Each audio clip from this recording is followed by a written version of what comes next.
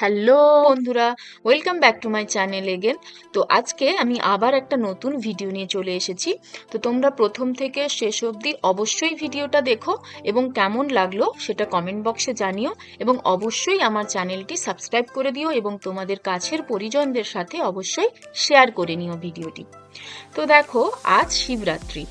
তো শিবরাত্রিতে আমি কিভাবে আজকে আমার নতুন ঘরে বাবা মহাদেবের প্রতিষ্ঠা করলাম সেটাই আজকে তোমাদের দেখাবো।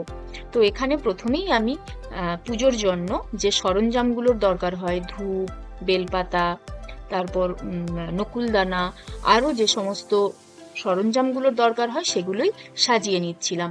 কারণ আমার কাছে সেরকম সবকিছু জিনিস অ্যাভেলেবেল না থাকলেও এখানে কাছাকাছি ফুল, বেলপাতা আর একটা বেল আর যে ফলগুলো মোটামুটি পছন্দসই দেওয়া যায় সেগুলোই আমি সরঞ্জামগুলো অ্যারেঞ্জ করে ঠাকুরকে নিবেদন করছিলাম। তো প্রথমেই দেখো, আমি এখানে বাবা মহাদেবকে দুধে এবং জলে স্নান করিয়ে তারপর ওনাকে মুছে, একটা শুদ্ধ কাপড়ে মুছে নিয়ে তারপর তাকে প্রতিষ্ঠা করলাম।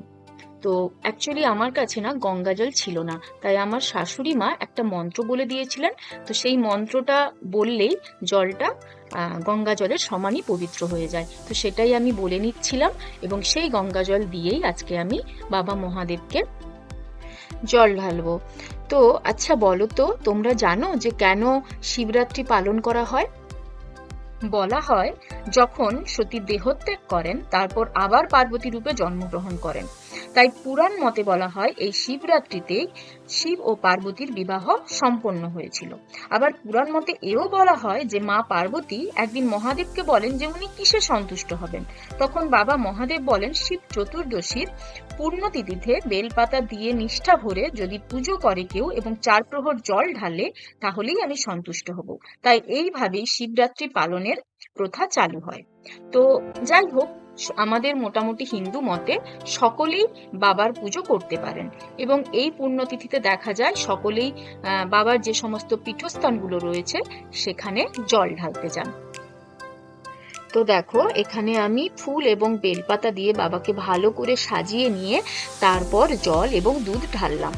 তো তোমরা জল এবং দুধ একসাথে মিশিয়েও ঢালতে পারো, আমি এখানে আলাদা আলাদা ভাবেই ঢেলেছি। এবং অবশ্যই বাবার মাথায় জল ঢালার সময় 3 বার বলতে হবে ওম নমঃ শিবায়, এবং এই মন্ত্রটা অবশ্যই বলা উচিত এবং বললে বাবা সন্তুষ্ট হন।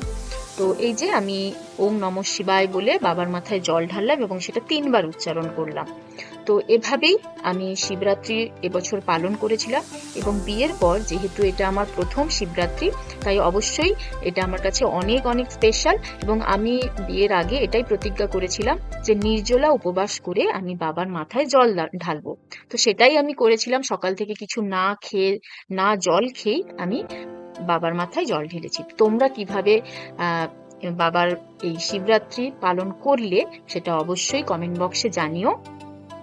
এবং আমাদের ওপরে না বাবা মহাদেবের হাত সব সময় বসে আছে। তো অবশ্যই এরপরে দেখো যেটা আমি করলাম, তো একটু তো কিছু খেতে হয়। আমি এখানে যে স্মুদি হয়, দুধ, কলা, দই আর ড্রাই ফ্রুটস একটু ভিজিয়ে রেখেছিলাম, সেগুলো একসাথে মিক্সারে গ্রাইন্ড করে নিয়ে ভালো করে দেখো এই যে পেস্ট হয়ে গেছে, এবং এটাকেই ভালো করে সার্ভ করে নিলাম, একটু ওপরে গোটা যে ড্রাই ফ্রুটস থাকে সেগুলোকে সাজিয়ে নিয়ে। তো তোমরা কিভাবে তোমাদের শিবরাত্রি পালন করলে অবশ্যই জানিও।